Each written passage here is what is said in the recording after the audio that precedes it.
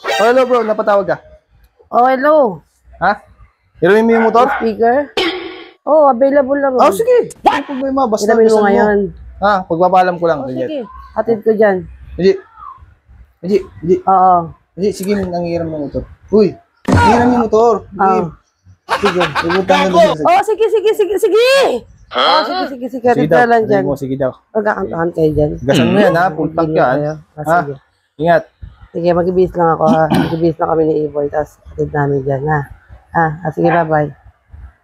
Biso, mag-bis ka. Hatid natin yung speaker kay Wendy. Hatid yung speaker kay Wendy. Gagamitin yung motor. Sino sabi? Ako. Nagpaano mo sa kanina, di ba? Nakalabit kita. Excuse me. Hindi namin ni Kim yung motor. May sinabi ako, pumayag ba ako? Sige. Sige. Si Wendy ang kausap ko, hindi ikaw. Saan ba't ako payag ginamin yung motor? Gagamitin natin pagkatid ng speaker kay Wendy. Oh. Sinabi ba ngayon? O, tignan mo, hindi mo sinabi ngayon, tapos ako pa magiging magkasalanan. Si Wendy sabi niya ngayon kaya yung speaker eh. Bisa mo na! Wala tayong magagawa. Bisa mo dyan ha. Ba't agad?